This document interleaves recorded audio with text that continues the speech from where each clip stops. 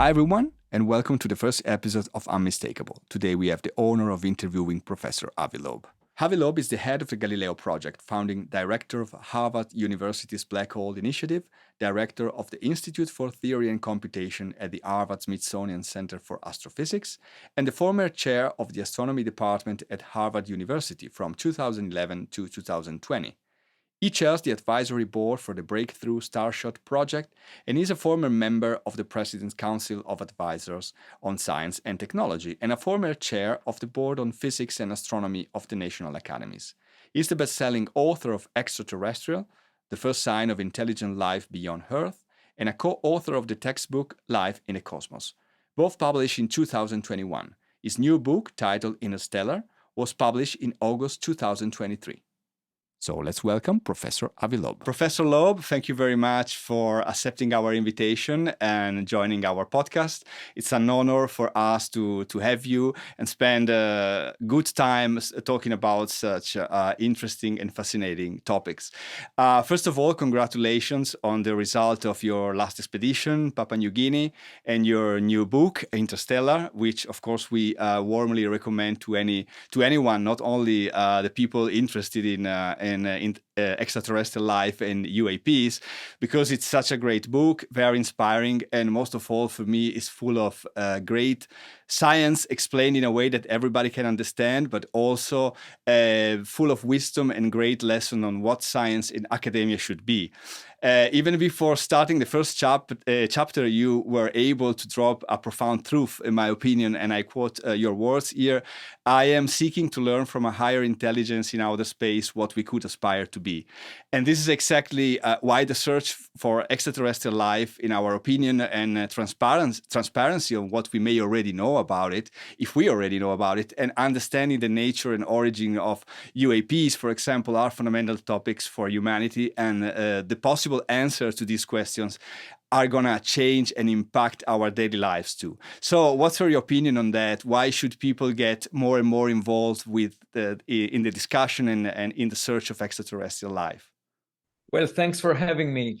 The simplest reason is we know from our personal life that finding a partner gives a meaning to our existence. And the Nobel laureate Steven Weinberg in physics wrote a book, The First 3 Minutes. At the end of it, he said the more the universe is comprehensible, the more pointless it looks. And most of my colleagues who work on cosmology would argue the same, would agree with him. And the reason is simple. They all focus on lifeless entities. And if we ever find a partner in our cosmic neighborhood, it would give a meaning to our cosmic existence. We will not be lonely anymore the way we are right now. And we can learn from that neighbor, because in particular, if the neighbor sent a probe that arrived to our doorstep, that neighbor must be far more advanced technologically and scientifically than we are, because we haven't reached their doorstep. And we can learn from that neighbor just the way you learn from a smarter student in your class, because whatever we find might be our technological future. It will give us a leap into our future. And moreover, it will inspire us to start cooperating with each other, because we are all in the same boat as members of the human species. We tend to invest a lot of time and effort in fighting each other on this two-dimensional surface of the rock that we were born on, the Earth, which is left over from the formation of the sun. And suddenly, I think it will be a wake-up call for us to see a package in our mailbox that arrived from a neighbor, because it will inspire us to do better. That is really my hope. And I think, unfortunately, this subject is not within the mainstream of science right now. And that's where it should be, because it's a question that appeals to the public and also to government. There are unidentified objects that the US military and intelligence agencies are seeing in the sky. At least a few % of them are not recognizable, so they need to be figured out. In astronomy, where I come from, the first interstellar objects were discovered over the past decade, and I'm trying to study them. They looked the first two of them didn't look familiar, did not look like the rocks that we are used to from the solar system. So altogether, I think out of curiosity, we should invest in this search. And only recently we started really addressing it scientifically. So it's about time for it to be a major research frontier. And since it's a path that was not taken before, there is a chance of finding low-hanging fruit. Mm-hmm. Sure, sure. And talking about scientists, for example, and their difficulty in embracing this topic, you also said in your book, the scientist's job is to assume nothing, which is a great it's a great quote, and it's a great meaning, because we also see now many scientists and debunkers, I mean, which are of course two different categories, and also the people, but many times also when they go in TV and to speak about, for example, these UAPs, they just share their opinions on why aren't these UAP not showing up to all the world, or why do they crash if they are so technologically advanced. And this sounds to me like a lot of assumptions, but not really what science should be. It sounds like more like a chat in a bar. Right. Well, the reason is simple. It's much easier to express an opinion than to do research, and because it requires a lot of effort to actually collect the data, look for the evidence, analyze it, and figure out more reliably what it means. And having an opinion is very easy. You just say what you think. And, as a kid, I was very frustrated by this attitude, because I used to ask a difficult question and the adults in the room would dismiss it simply because they didn't know the answer. And I thought that by becoming a scientist, I get a great privilege of being able to answer any question myself by collecting evidence. That's the point of doing science. And unfortunately, I see a lot of scientists behaving like the adults in the room, as if they know the answer in advance, even though the military and intelligence agencies are arguing that they don't fully understand what's going on in the sky. So I think it's the duty of scientists to actually figure it out, to help the government. The government is primarily interested in national security, and they don't care what happens outside the solar system. But for me, as a scientist, that's exactly what I care about. So my work complements that of government. And frankly, I'm bored if I see an object with a label made in China. That is not very interesting for me. And so altogether, I think we should be driven by curiosity. And what I tell young people is never pretend to be the adult in the room. Follow your childhood curiosity, because when a kid sees a new object from a distance, the kid runs to the object and touches it and turns it around, try to figure it out. An adult doesn't want to spend the effort. The adult guesses what the object is and says, that's it, let's move on.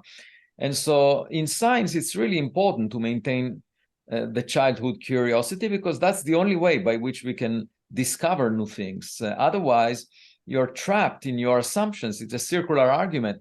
People often say, assuming that we have an intelligent neighbor is actually an extraordinary claim that requires extraordinary evidence. That's something that Carl Sagan used to argue.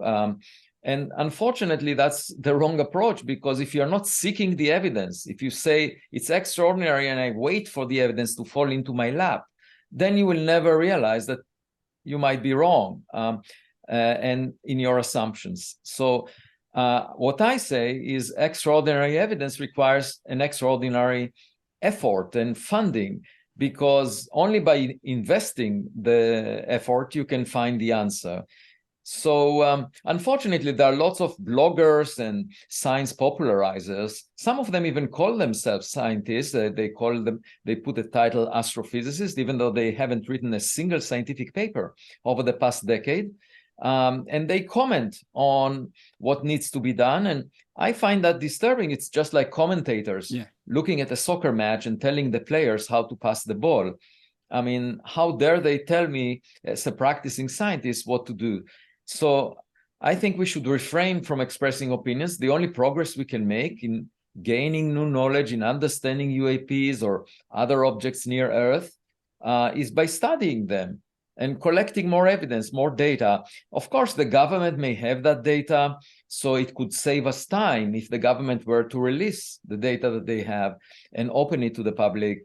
But I'm not holding my breath for that because the sky is not classified, and I'm leading the Galileo Project that built an observatory that is monitoring the sky. So even if the government says nothing, I don't depend on them telling me what's in the sky. This is something we can observe, and hopefully in the coming months and years, we'll figure out if there is anything anomalous in the sky and what does it mean.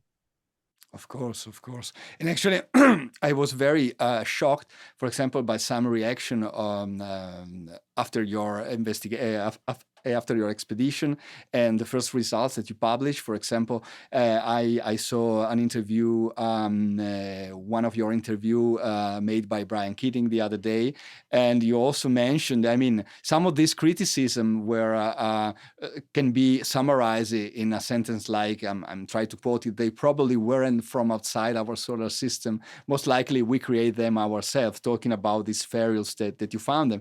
And again, it's just a lot of words, probably, most likely, maybe, who knows, sorry about that. And I don't think that's the right approach, while you are one of the only one that are really trying to investigate and you are not claiming. Yeah, no, I mean, we put a lot of effort. It took us about a year to design the expedition to the Pacific Ocean, and then collecting the materials was a matter of a few weeks. And then we brought the materials to Harvard University, and I have the best team of geochemists at Harvard analyzing the materials, and also at the Bruker Corporation in Berlin, Germany. And then these scientists look at it, they're jealous of the attention that it gets in the public, and they just express negativity and basically say, well, it could be coal ash based on a few elements that they found in the literature that have some resemblance to the abundance pattern that we find. And what we did is examine 60 elements from the periodic table. And after this claim was made and publicized, and reporters, of course, paid attention as if it's a political debate where you need to hear both views. Mm-hmm. Well, it's not like that. You have to weight the views based on how much effort was dedicated. Those critics did not even have access to the materials. They just rely on a very superficial claim that was not even peer-reviewed. And so they make their claim and publicize it, and then we went to compare the abundances of coal ash to those that we find in the special type of spherules that we found from the meteor site, and it's completely different. So that's not professional, for them. And moreover, they were one of them, Steve Desch, wrote emails to my team members, including junior ones, undergraduate students and young researchers, telling them that this is probably coal ash and they should not work on this subject, and expressing his strong opinions.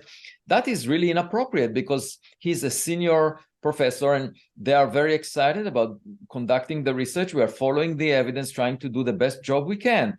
And there is, one thing is to express perhaps doubts at some conclusion based on the evidence, but another is to, aggressively email members of the collaboration and try to dissuade them from being part of the research. And I find this aggressive nature of the criticism quite disturbing, because what it does to young people is demoralize them.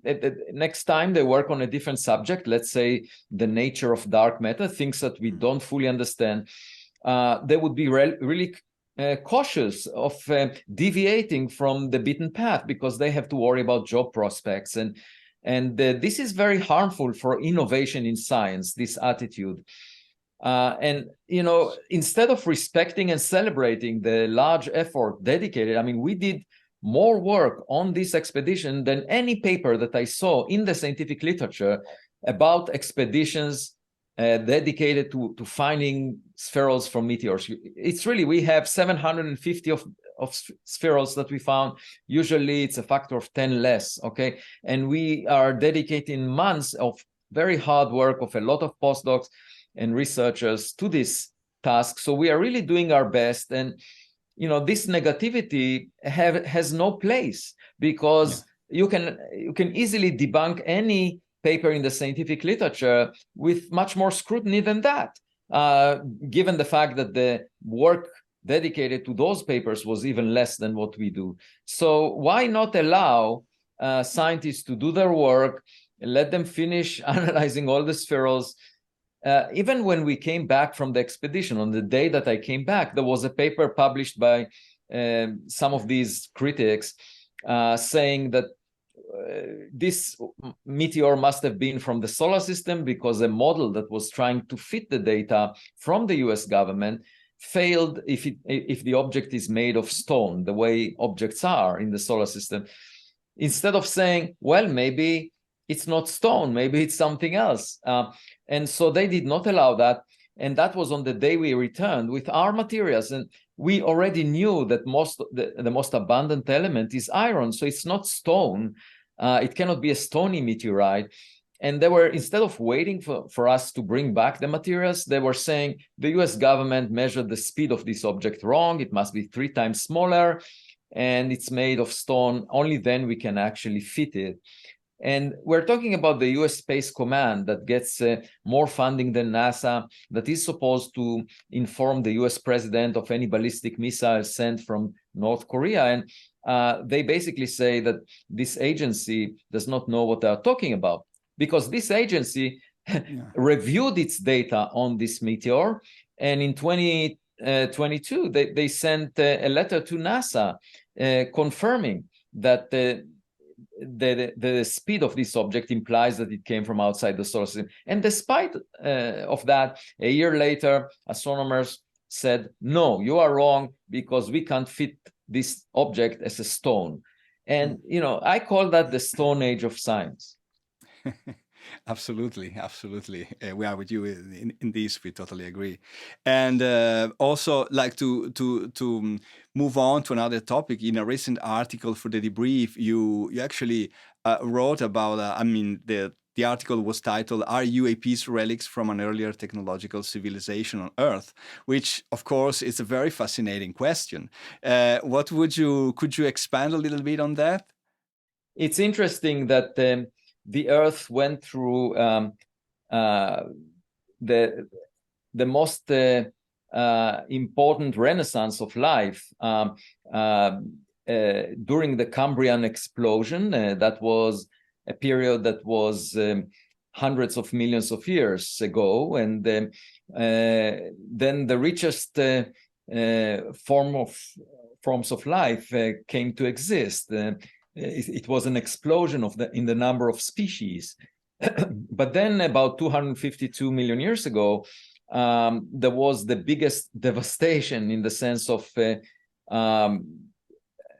catastrophic event that lasted a very short time, less than tens of thousands of years. And it could have been very abrupt. And it was basically an event similar to global warming that we are talking about nowadays, as if humanity is triggering it with its industrial products. And so I said, what if there was an intelligent civilization on Earth before us that triggered this catastrophe, that developed technologies that led to global warming, that destroyed the livelihood of the planet 252 million years ago.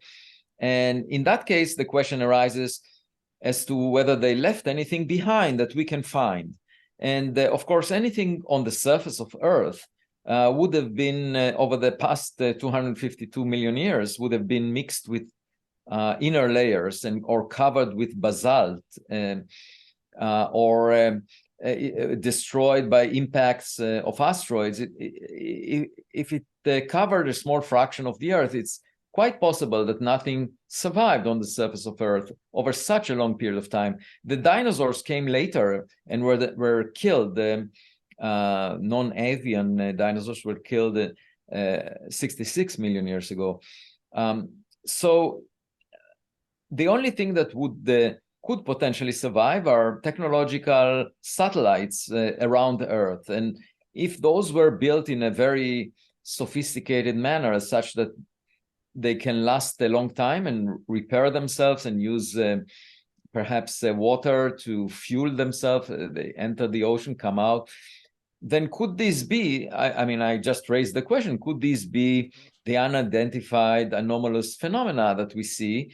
Because usually the assumption is if we find that any of these UAPs are not human-made or not natural, then they must have arrived from interstellar space. And I say, well, maybe they came from another civilization that predated us on Earth.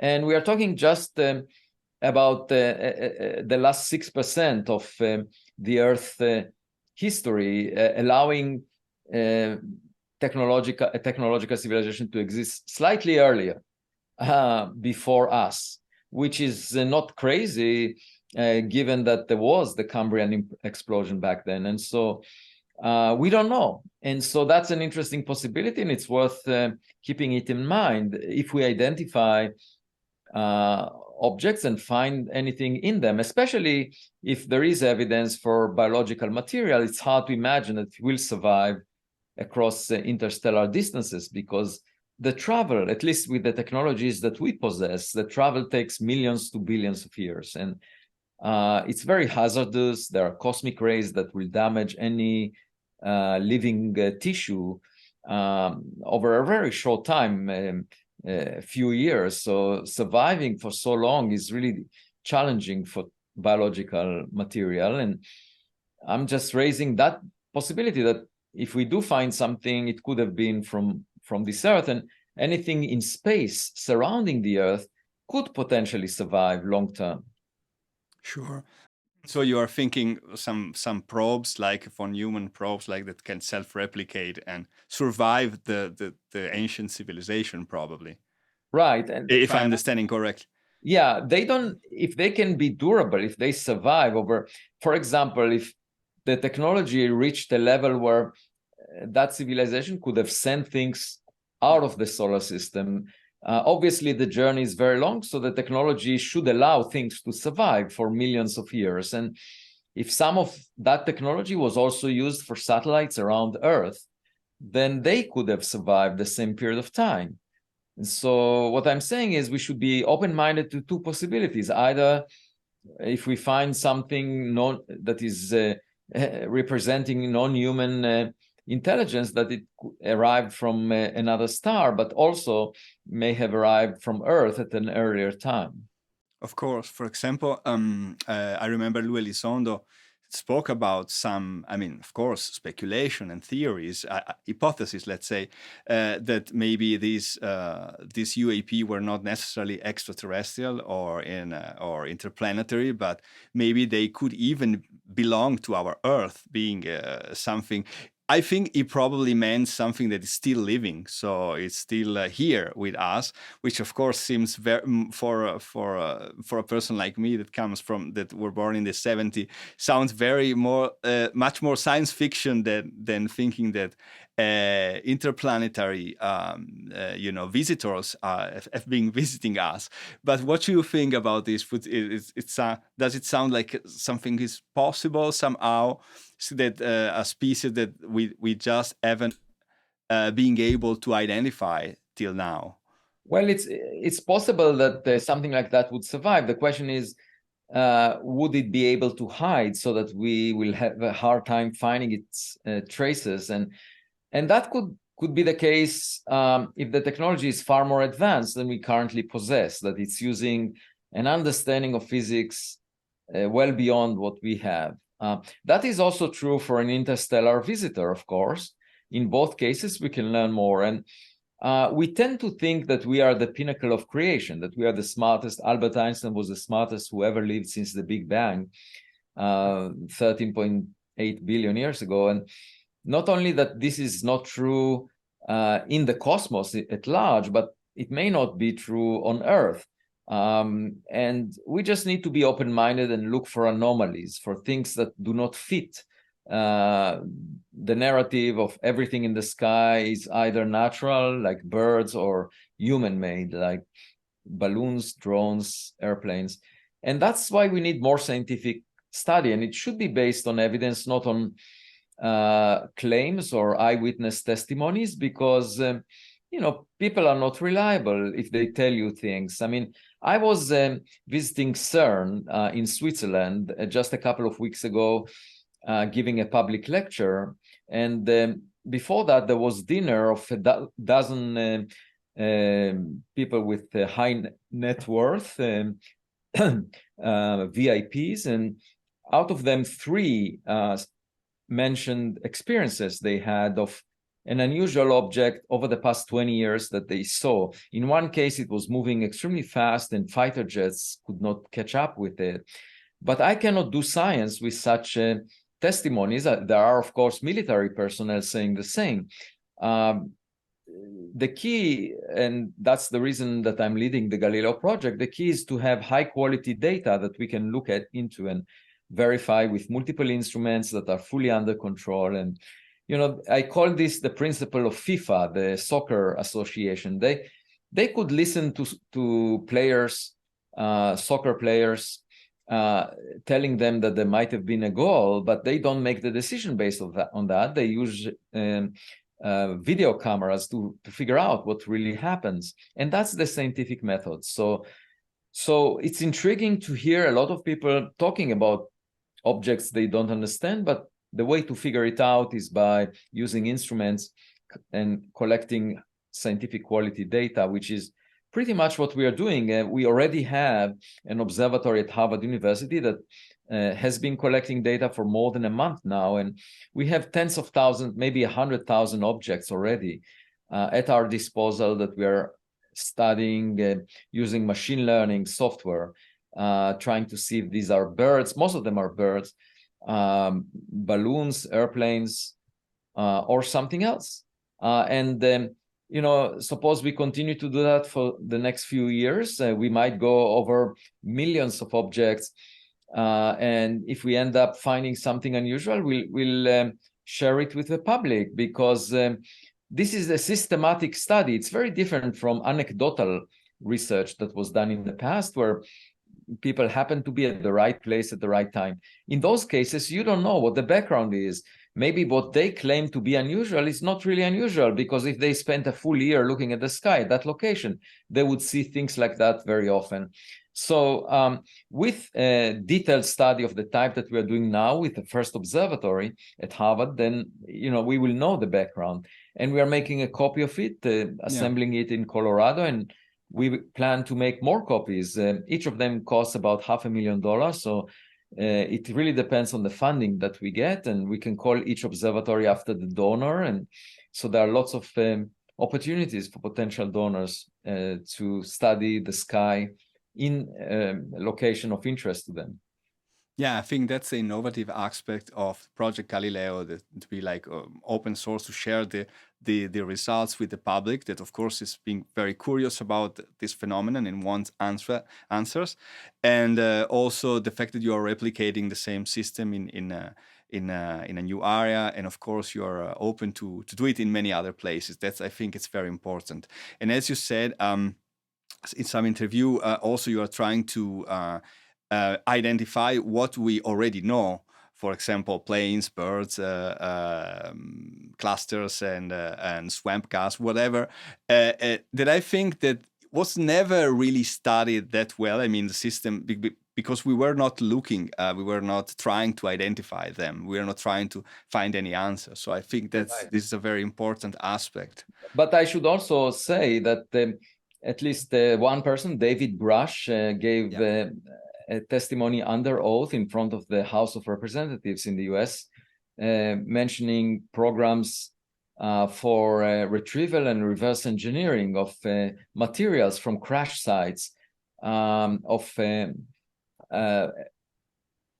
alien spacecraft, the way he described it. And I actually had a conversation with him just yesterday, and he's fully convinced that things like that exist. And of course, from my perspective, if the government has such materials or knowledge or information, this could save us a lot of time. There is no point in me dedicating decades to collecting information that is already in the hands of government. If this information has nothing to do with national security, with human-made devices, it should be shared with scientists. And because, you know, whatever lies outside the solar system is not the privy of the US government. It's not something that should be hidden. Just, you know, the way we know about the composition of the universe, the age of the universe, this kind of information should be shared by everyone, and because it affects the way we perceive ourselves in the context of the universe at large. And I just hope that eventually, if there is such a knowledge, that it will be shared. And but as of now, we haven't seen any direct evidence to support that claim that the government knows about such things. Yeah, and unfortunately, you mentioned also in your latest article for the debrief the Schumer Amendment, and now we know that the Schumer Amendment was basically killed, and so it won't pass, which is very sad, and also a bit weird because it seems to suggest that there is something that need to be they don't want to reveal. It was, I would not say completely killed. It was of course wounded quite severely in the sense of the most important provision within it was to establish a board that would oversee government and look for any information materials that should be disclosed. Of course, the advice would have been given to the US president. That board will not take place. And whatever was left is a very weak version of the original proposal. So it's in that sense, it's disappointing. But, you know, there are two possible interpretations. Either that this is a result of politics, that there are interest groups that want to hide something that exists. And the second is that there is nothing, that someone came to those deciders and told them, look, this will be a waste of resources, a waste of time. There is nothing really out there for you to look into. And we worry that if you establish such a board, it would result in the leakage of sensitive information. So I don't know which version to believe in, because this happened behind closed doors and we don't know. And of course, some people are sure that it was the first one, but you know, we just don't know. So it's unfortunate that we cannot make progress. And that has been the case, you know, if you look at the history of the interaction with the government, it was never forthcoming. So I say, instead of pushing them to do things they don't want to do, we can just figure it out ourselves. I think that's more efficient. And if there is anything unusual out there, we could find it. I'm sure of it. And talking about this, what are your next projects? Right. So in the Galileo Project, there are three branches. One has to do with UAPs. So we are now starting getting data. And in the coming months, we'll come out with preliminary results. And we will keep updating the public as we find more and more results. So that's exciting. Hopefully in spring 2024, we'll share some of our results on that from the observatory at Harvard University. The other thing is we're starting to plan for the next expedition, and most likely it will be to the same meteor site, the first interstellar meteor, to retrieve bigger pieces of that meteor. And for that, we will build different tools, different equipment that probably will cost more money. So the first step would be to raise the necessary funding for that. It will probably be a few $1 million. So until we raise it, we can't really go ahead. And but presumably in the coming months, we will have the plans in place. And that's exciting as well. If we can pull this off in summer 2024, that would be great. I would be really happy. But it really depends on whether the funder will come forward. It's more money, therefore it may take a little more time, unless someone who is listening to your show will approach me. Let's hope so.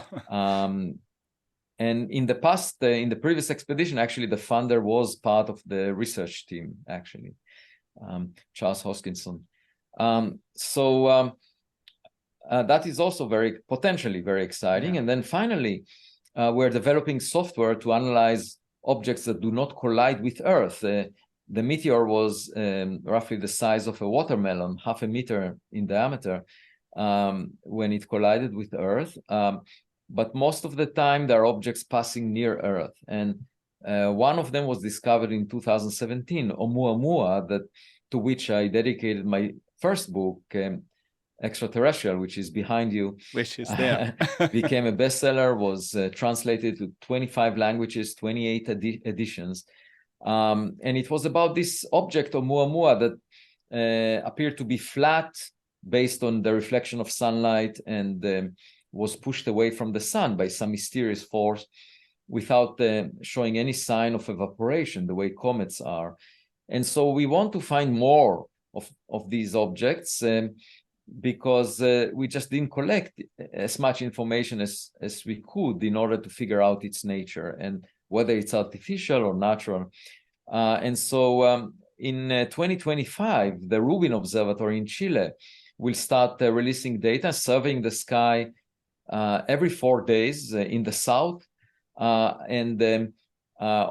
with a camera of 3.2 billion pixels, which is 1,000 times more pixels than your cell phone camera. And we developed the software that would allow us to find more objects like Oumuamua, perhaps every month. And so that would be very exciting because then we can study them in great detail, and in particular check what propels them, what shape they have, what surface temperature, what size they have. We will get much more data in combination with the Webb telescope, which is about 1.5 million kilometers away from Earth. And it allows us to look at the object from a different direction than Earth-based telescopes, so that we can pinpoint the three-dimensional trajectory of this object very precisely. So that would be very exciting. These are my main hopes for the coming year, sort of a New Year resolution. But of course, in science, the most exciting things are not expected. So let's really hope that something even better will come along. I think in science and in both science and life, it's very similar. So, right. As long as you allow yourself to discover something new, because you can put blinders and just say, I know the answer, I don't care. We are alone, or UAPs are just human-made. So that's the worst, because then you have no chance of finding. So it's really allowing yourself to discover things that makes us more knowledgeable.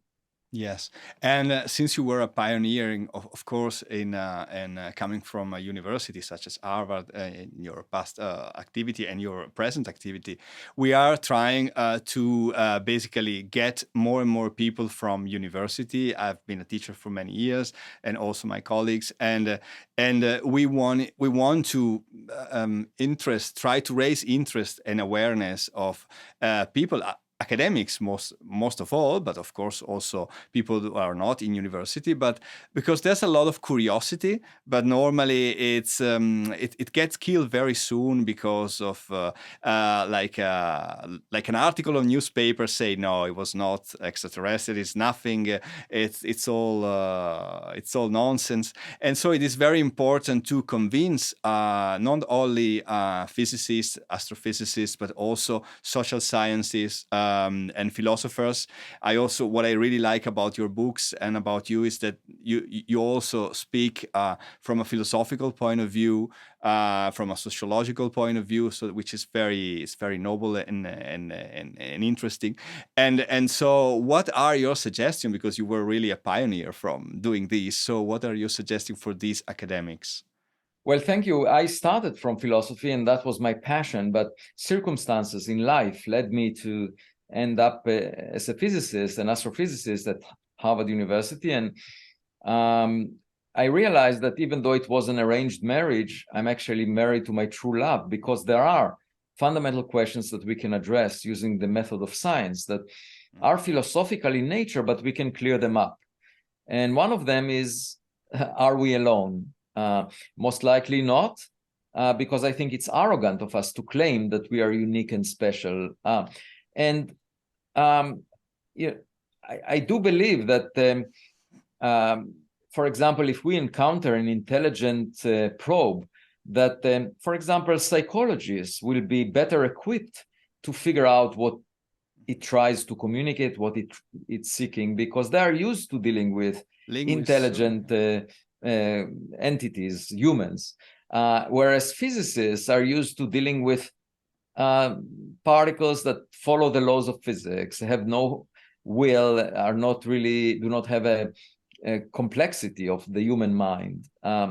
So I do think that humanities are very important. Humanities of the future are very relevant. For example, in the context of artificial intelligence, the implications to society, how to build ethical AI systems.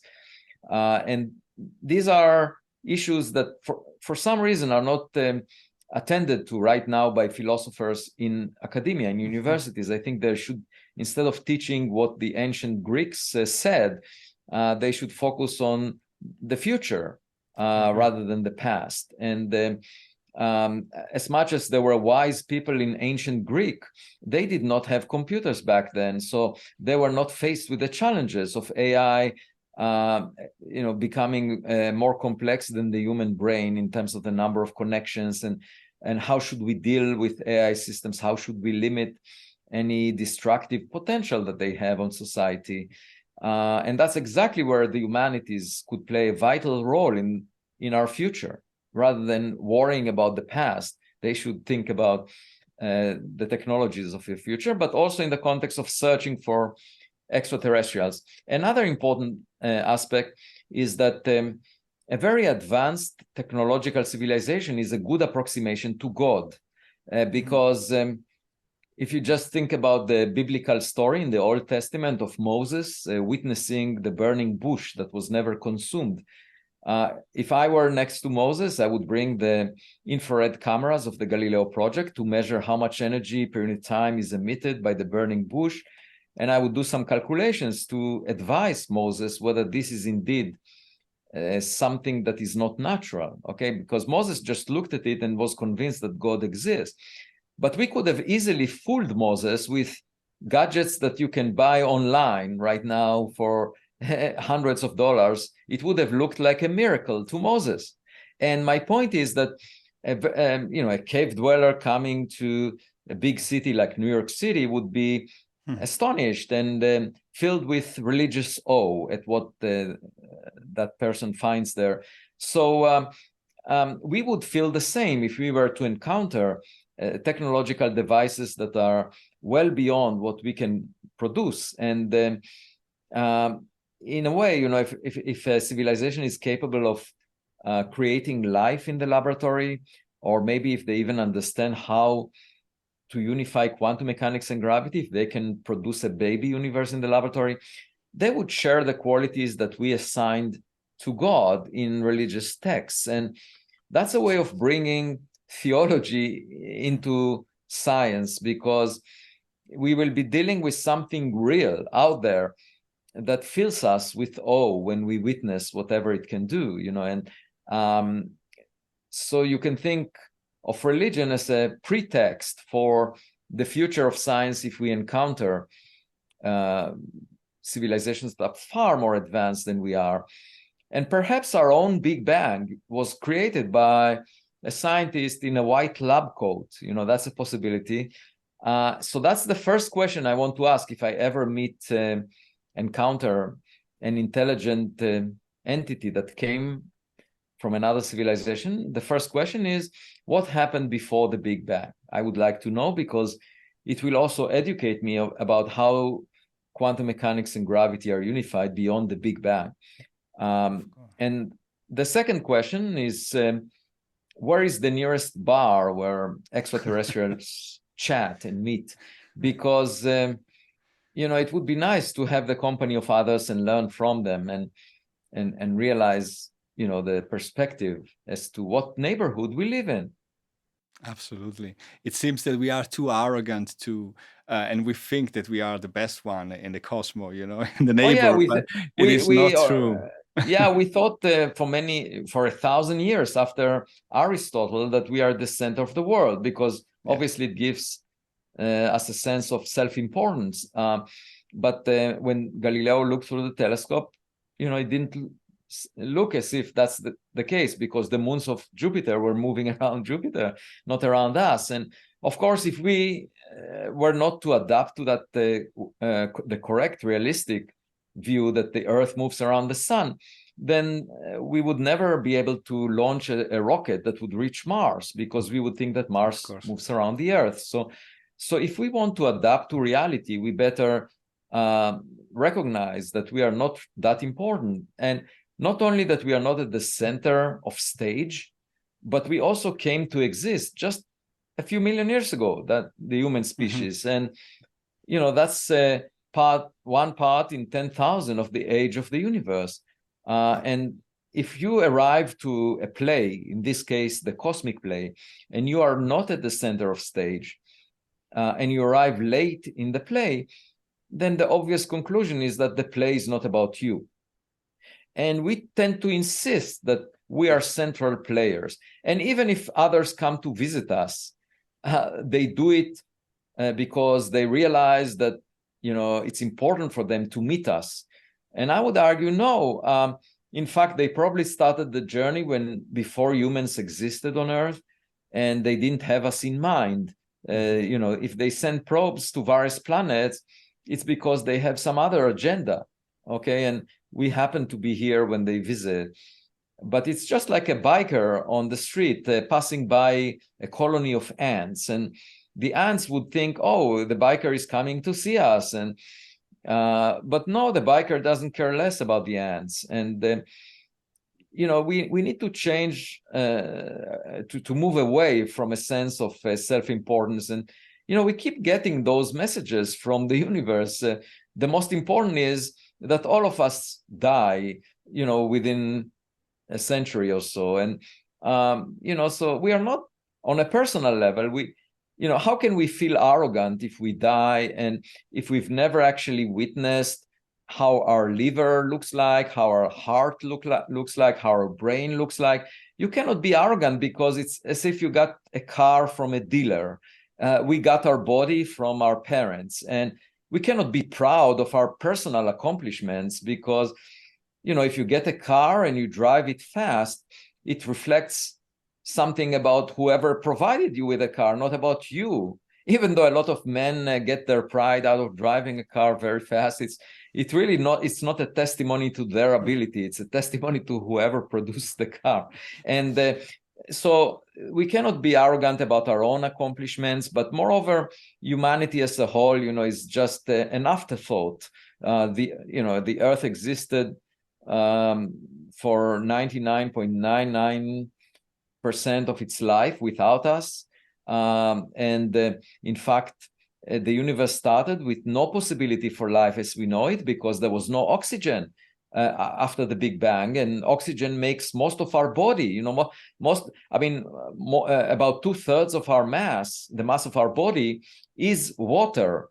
And 86% of the mass of water, the water molecule, is oxygen. So most of us, if you ask yourself, what am I? You are made mostly of oxygen, okay? And oxygen didn't exist until 100 million years after the Big Bang. It was produced in the course of stars as a result of fusion. And stars did not exist in the universe until 100 million years after the Big Bang. So then you think, okay, well, then stars formed and made oxygen, and eventually stars like the sun formed that were enriched with oxygen before they started. And then eventually, the leftover from those stars made the planets like the Earth, which were the leftover of the material, the debris that made the sun. And we happen to exist on this Earth just at the end of its history, the last one part, in 1,000 or so of its lifespan, the time that the Earth existed. So altogether, it's clear that we are an afterthought, that, we came to exist by circumstances. And why are we so proud of our existence? Why do we keep telling ourselves that we are so central, that if anyone comes to visit, it's because we exist? No, If they come to visit, they existed long before us. They're probably far more developed. We don't pose any threat to them. We can learn from them. That's the whole point, that we can view it as a learning experience so that it would benefit us. But it's not a threat. Absolutely.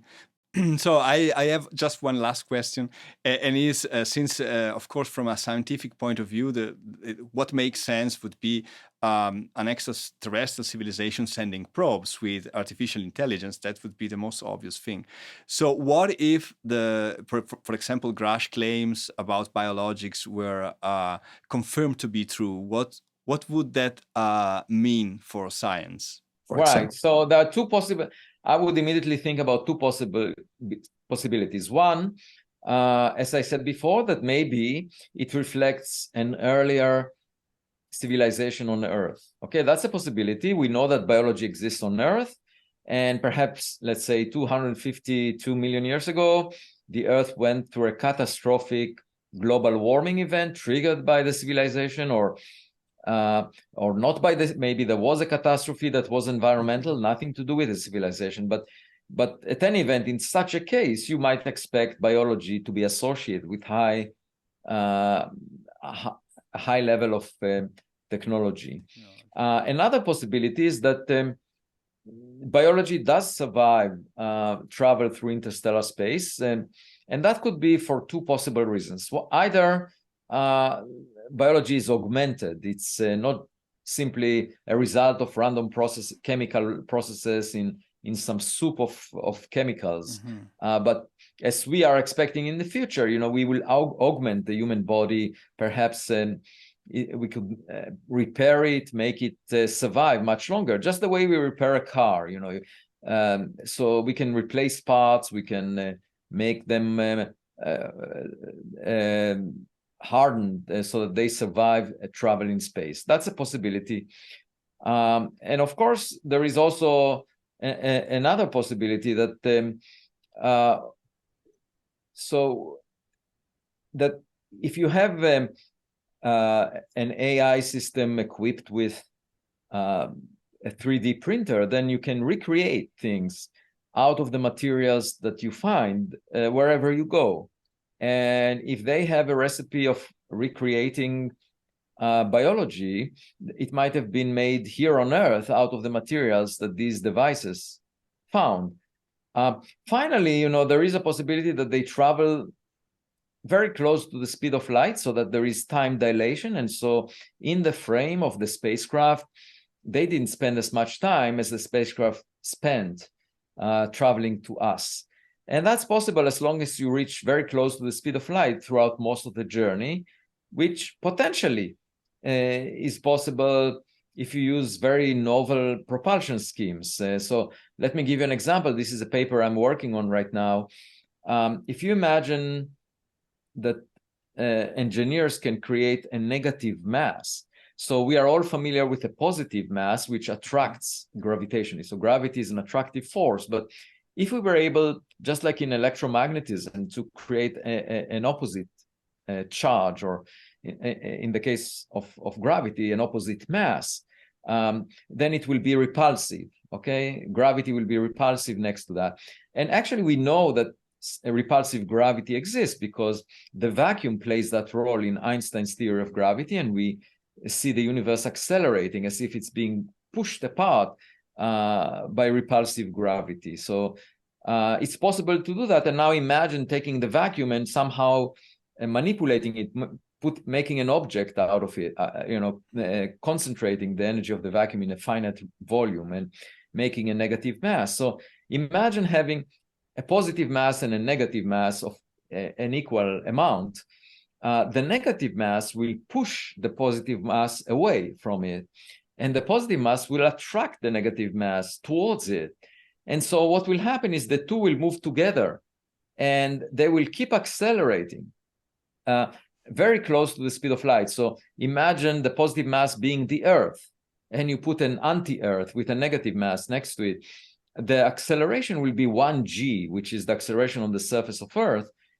So we would not feel disturbed by such a rocket, and this rocket will reach very close to the speed of light. It could potentially, reach the edge of the universe in just 25 years because of time dilation.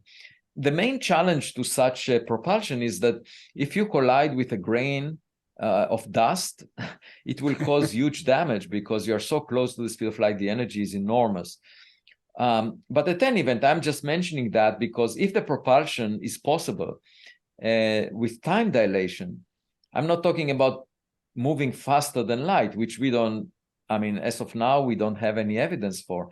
Just knowing the laws of physics as they are, you can just move close to the speed of light, and then time will not elapse in your rest frame as fast as it does elsewhere. And so you can go on a journey through the Milky Way in a few years, depending on the acceleration.